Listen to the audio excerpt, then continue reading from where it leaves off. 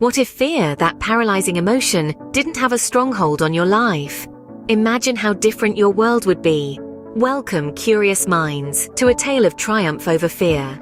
In the heart of the bustling city of New York lived a man named Jacob. Jacob was an ordinary man with an extraordinary fear.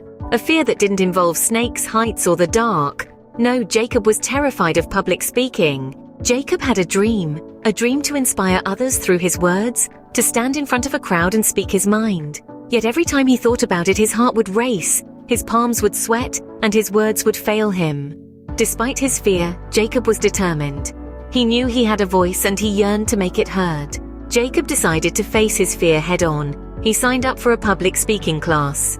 The first day was a nightmare. He stood on the stage, his mind blank, his words stuck. But he didn't give up.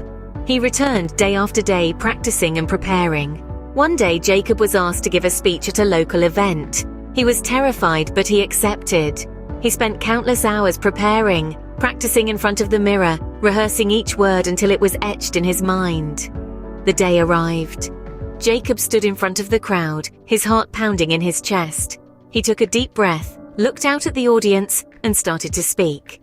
His voice wavered at first, but as he continued, he found his rhythm. His words flowed, his voice was steady, and the audience was captivated. Jacob had faced his biggest fear and triumphed. He had turned his fear of public speaking into his strength. Today, Jacob is a renowned motivational speaker, inspiring countless individuals with his words. The story of Jacob teaches us that fear, no matter how paralyzing, can be overcome. It's not about eradicating fear, but rather about learning to dance with it. It's about understanding that fear is a natural response, a protective mechanism, but it shouldn't control our lives. Jacob's journey also reminds us that facing our fears is a process. It requires patience, determination, and a lot of courage. But the reward, the sense of liberation and empowerment, is worth every struggle. In conclusion, fear is a part of life, but it doesn't have to rule us. It's normal to be scared, but it's important to not let fear stop us from pursuing our dreams. Like Jacob, we can face our fears, we can overcome them, and we can turn them into our strengths. So what is your biggest fear? And what are you going to do about it? Remember, every journey begins with a single step.